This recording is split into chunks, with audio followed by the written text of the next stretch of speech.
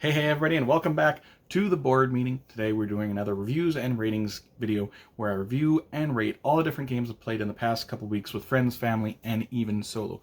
I'm going to give a quick overview of each of these games, give a quick review of it, give my own personal opinions, finally give it a rating. And we're going to go through these relatively quickly. And I've got 8 games on the docket today. We're going to go from my least favorite things of the last couple weeks to my favorite game that I haven't reviewed. Some of these I've played a long time ago, and I recently played them again, and then I'm like, oh, I have not reviewed these games on this channel before, so let's go and hit these games up, and since they're fresh in my mind once again. So today, the first game is sort of an expansion that we're going to be talking about. This is the Brothers Murph Unmatched. This is an official, unofficial Unmatched set. The Brothers Murph are some YouTube board gamers. They review games, but they also make a bunch of comedy sketches. I watched a little bit of their stuff here and there, but a couple of years ago they ran a Kickstarter, and they needed help. I think they were building like some more sets and moving out into a new place. And one of their pledge level rewards was an official, unofficial Brothers Murph set for Unmatched. And for this set, you get to play as both the Brothers Murph, and they've kind of got that cloak and dagger feel to them where, you know, you attack with this brother and then this brother is affected in this way, somewhat of another. But I recently received the Kickstarter finally, and I got to play it a few times, and I won't go into too much details of their powers or anything like that. This is my least favorite Unmatched set that is out, and it's not really even a set, it's just, you know, their thing. But it's because the powers do not feel that interesting to me, and they feel a little bit underwhelming and underpowered compared to other fighters. And I think they did that on purpose, kind of, because they didn't want, you know, the Brothers Murph are taking on Beowulf. So I think they kind of on purpose went a little bit underpowered. It's still kind of cool that they made their own set. I think it's Nick did the artwork for this, and I think the artwork is really, really great in this. But as far as the set, it's a little bit, it doesn't really work for myself. But it's gonna get a 6 rating. But I'm glad that I backed it, you know, helping them out, doing whatever they needed to do. So yeah, that's the Brothers Murph Unmatched. Going on to the next game. The next game is Doctor Who Nemesis. And if you've watched this channel a few times, you know that I am a big Doctor Who fan. This game is, you are playing one of the Nemesis, as one of the Nemesis of Doctor Who. You can be the Cybermen, you can be the Daleks, you can be the Weeping Angels, you can be the Master, you can be one of those 4 factions. And on your turn, you are going to be playing out cards onto your own personal board and onto the other players' boards, and you're trying to win the game by these different win conditions are going to come throughout the game by different players playing out these cards, and they're like, okay, now one of the win conditions is this, and one of the win conditions is this. This game is very, very much influenced by Villainous. If this was Doctor Who Villainous, I would not have been surprised, because you are playing as the villains of this game, and you're playing cards onto your own board and onto the enemy's boards, trying to hinder them. So it's very, very much Villainous. Almost Villainous meets Flux, because in Flux you have constant like new win conditions coming out. Same thing with this, but it's a board game version, and I like it a little bit, some things, but the game is very, very fiddly in my opinion. This is not a complicated game, but I found myself referencing the rule books several times every time I played. I'm like, is there a little bit of clarification for this card or these things that are happening? And it's just a very kind of fiddly game with a bad rule book, and it brings it down to about a 6.5. I'm not a big fan of Villainous, but I am a big fan of Doctor Who. So I mean, if you do like Doctor Who, you might want to check this game out, see if it will work for you. But to me, it was just kind of an okay game. But to me, it was probably the best Doctor Who board game that has come out, besides Doctor Who Flux. But other than, I mean, there's not a whole lot of good Doctor Who games out there. I wish someone would get the IP and work on something that I would enjoy a little bit more. Going on to the next game. The next game is a 2-player only game. This is Sobek 2 players. And Sobek, I believe, was a card game a while back, and now they've made it into a 2-player board game, sort of. And in this game, you are going to be drafting tiles that are along this grid. And you're going to take that tile, and you can only take tiles that the Ankh symbol is pointing. I think it's called the Ankh. It's pointing to. So there's two different directions that it's pointing to. You can take tiles that are in that line and put them into your own hand of tile cards. And you are trying to basically collect different sets, and there's also different characters that you can get, and you can activate those characters, and they're going to give you certain special abilities. And how the sets score, you're going to, you know, sell them off throughout the game, and the sets are going to score by kind of King Domino style. You're going to score however many sets of that particular type of good that you've sold, times however many scarabs are on there. So if you've got 5 tiles and there's 3 scarabs on them, you're going to get 5 times 3, so you're going to get 15 points for them. So it's kind of King Domino style scoring for that. It's going to get a 6.5 rating from me. And I think it would have gotten a little bit higher, maybe a 7 or 7.5, but there is one thing in this game that I'm not a huge fan of. There are these coins that are worth points. I think they're called Debins, if I'm not mistaken. And there's sometimes throughout the game you're going to pull out these coins that are points. And these coins vary quite a bit from 3 points to 9 points. And that can either win you or lose you the game, and it's just complete luck of the draw kind of thing. I feel like that's kind of out of place for this game, for this light strategy game, that there's just these random points that are kind of given out. And I've had games where, you know, maybe someone else pulls 3 threes out of the bag and they get 9 points, and then I pull just 1 coin out and I get 9 points. So those 3 turns for them were worth 1 of my turns, just because of luck. So I don't really like that part in that game. Feels a little bit out of place to me. But 6.5, I like all the other parts of this game. It's a very serviceable game. Going on to the next game. The next game is sort of a famous game, actually, from Kickstarter from years and years ago. This is Alien Frontiers. This is a dice worker placement game / area control game. In this game, you are going to place out all of your dice workers on these different spots, and they're going to get you either resources, or they're going to let you spend resources to put these, I don't know what they are, they're little like globe pieces, communities or cities, out onto the board. And you're trying to control certain areas. You're going to get 1 point for every time you put out one of those globe community things, and you're also going to score 1 point every time you can have the most in that area. So your points are going to fluctuate throughout the game, because if someone ties you in a region, you lose control of that and then you lose points. So you're going to constantly be going up the scoreboard and down, just constantly. As soon as someone places their last community bubble thing out on the board, the game ends. Whoever's got the most points wins. This one's going to get a 7 rating. I enjoy Alien Frontiers, but to me, when it comes to dice worker placement games, I tend to enjoy more the more complex games that use dice worker placement. This is a very, very simple one, but I still enjoy it quite a bit. But I think this would be a great way to introduce someone into dice worker placement games. And I do really like dice worker placement games. This would be a great introductory one. There's nothing in that's too complex. You're just putting certain dice on certain spots, and it's very clear what does what. There's only a couple, like several different spots. Pretty easy to get into. Alien Frontiers. Going to the next game. The next game is a game that kind of a lot of reviewers have liked this last year. It's a newer game, and I don't really remember how to pronounce this. Orichalcum, a Bruno Catala game. And I like my Bruno Catala games, so I got to try all of them, or try to try all of them. And in this game, you are going to be drafting these different tiles that have terrain types on them. And along with the terrain type, there is also going to be an action on the card that you drafted with that tile. You're going to place that tile out onto your board, and then you're also going to do the action of whatever the card was.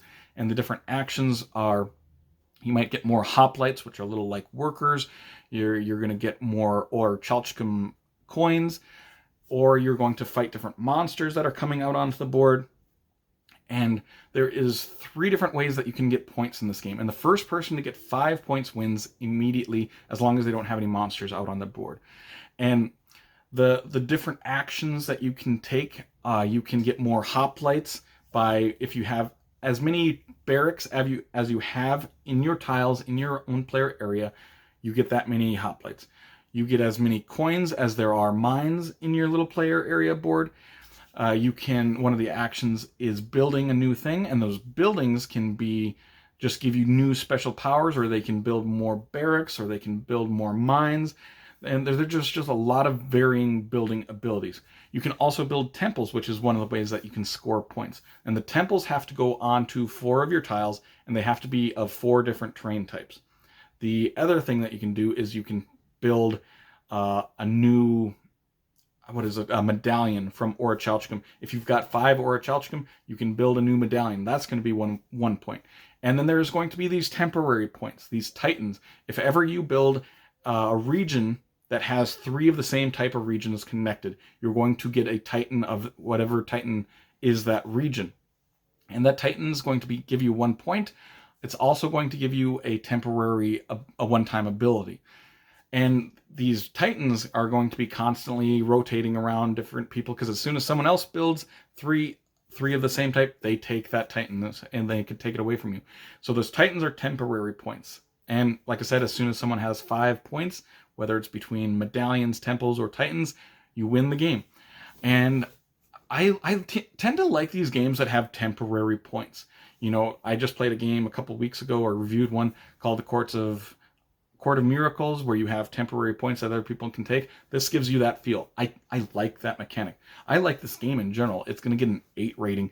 I think there's a lot of fun, good decisions. There's a lot of varying from game to game, depending on how your buildings go, what kind of special abilities you're going to get from them. And it's pretty quick. But this is definitely a table hog. This game is kind of deceiving in a way, because it comes in this big box. If you play a 2 or 3 player game, it's going to take up a large chunk of space. If you play a 4-player game, it is going to take up a big board game table for it. But this is a very sort of light game. I would say this is like maybe a step up from Gateway style game, but it's got a lot of good decisions, fun to get into. So an 8 for Orichalcum. Going to the next game. The next game is an older game that I realized I have not ever reviewed, and that is Rajas of the Ganges. One of my all-time favorite board game covers, actually. In this game, you are trying to have a money track and a fame track collide. And there are those 2 different tracks. The fame track is going around the board this way, clockwise, and your money track is going the other way, counterclockwise. The game ends as soon as those tracks collide. One of those players collides with one of their other ones, and whoever passes their thing furthest for that wins. It's a concept that Arc Nova took and, use that concept for it. But in this game, it is a worker placement game that uses dice as resource. Different beautifully colored dice as your resources. So you're going to place out these workers and get dice, and then you're going to roll these dice. Those dice are going to be used to put different tiles onto your own player board. Those tiles are going to give you different markets. Markets will help you get more money. There are going to be temples, which are going to get more fame. I think it's called the fame track. I might be wrong on that, but they're going to get you fame. So, the temples get you fame. The markets will get you more money. There's other spots that you can place your workers doing different special abilities. There's a river. Every time you land on different spots on that river, it's going to give you a different sort of new ability, maybe different resources throughout the game. It's a really, really good game. It's going to get an 8.5 rating. It's a game that I've had for a long time. It's a game that I break out every 6 or 7 months. And it's not a game that I break out a lot repeatedly, because I don't think this game has a lot of replay value, actually, because every time I play this game, it feels somewhat pretty similar, actually. You're just working on your markets or your temples, stuff like that. And I feel like every game of this plays pretty simple, but the game itself I really, really like. But it's just not one that I want to break out every month even. It's one that I play maybe once or twice a year. But it's a great game. I really like the colorful looking board. I like everything about this game. So yeah, 8.5 for Rajas of the Ganges. Going on to the next game. The next game is a new sequel of sorts, a new version of a different game. This is Clank Catacombs, which is, of course, the newest version of Clank, the deck building game. And this is almost exactly like the original Clank game, where you are just building out a deck, moving around this board, collecting different points throughout the game, whether it's through cards or different things that you're picking up along this dungeon area. But in this game, you don't have a set board. This is more of a dungeon crawling game where you are exploring and flipping over tiles. You're like, okay, I'm going to go into this room. Then you draw a tile, and you place that new tile into the area that you're going. And so you don't know where things are in this game. It feels more thematic to me. It improves Clank in every possible way to me. This feels more like a more thematic dungeon crawl game than regular Clank does. It becomes a little bit less strategic because you don't know exactly what's going to be in what room, where the things are that you want to look for. So you're just going to have to explore. But I like this game.